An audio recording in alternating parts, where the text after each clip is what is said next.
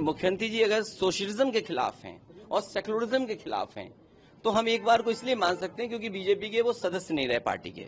इस स्थापना के समय पर भारतीय जनता पार्टी के वो सदस्य नहीं थे। वो तो मजबूरी में है क्योंकि उन्हें चुनाव लड़ना है, मुख्यमंत्री बनना है। भाई आपको सिंबल अगर चाहिए कमल का तो आपको सदस्य होना पड़ेगा। तो मुख्यमंत्री जी भारतीय जनता पार्टी के इसलिए सदस्य हैं क्योंकि उन्हें चुनाव कमल पर लड़ना है। इसलिए मुख्यमंत्री जी की बात तो मैं समझ सकता हूँ कि उन्हें सेकुलरिज्म सोशलिज्म पढ़ाने, क्योंकि स्थापना के समय पर उन्हें कोई इंटरेस्ट बीजेपी से नहीं था। भारतीय जनता पार्टी सेकुलरिज्म और सोशलिज्म के खिलाफ क्यों है, उनको पन्ने पलटना चाहिए। मुख्यमंत्री जी तो समझ सकते हैं क्योंकि वो बीजेपी के सदस्य नहीं है। देखिए, मुख्यमंत्री जी अगर सोशलिज्म के खिलाफ हैं और सेकुलरिज्म के खिलाफ हैं तो हम एक बार को इसलिए मान सकते हैं क्योंकि बीजेपी के वो सदस्य नहीं रहे पार्टी के।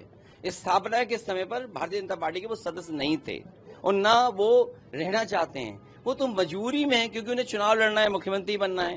भाई आपको सिंबल अगर चाहिए कमल का तो आपको सदस्य होना पड़ेगा। तो मुख्यमंत्री जी भारतीय जनता पार्टी के इसलिए सदस्य हैं क्योंकि उन्हें चुनाव कमल पर लड़ना है, वरना वो भारतीय जनता पार्टी के सदस्य नहीं है। इसलिए मुख्यमंत्री जी की बात तो मैं समझ सकता हूँ कि उन्हें सेकुलरिज्म सोशलिज्म पढ़ाने, क्योंकि स्थापना के समय पर उन्हें कोई इंटरेस्ट बीजेपी से नहीं था। देखिए, मैं बंगाल के लोगों से और खासकर आदरणीय मुख्यमंत्री जी से कहना चाहूँ, बहुत सावधान रहिए बीजेपी से। कोई भी घटना होगी, अगर आप निष्पक्ष भी कार्रवाई करना चाहेंगी तो उससे पॉलिटिकल लाभ लेना चाहते हैं बीजेपी के लोग। आए दिन यहाँ बलात्कार हो रहे हैं यूपी में। आप सोचिए, अयोध्या सबसे पवित्र धरती, वहां बलात्कार हो गया।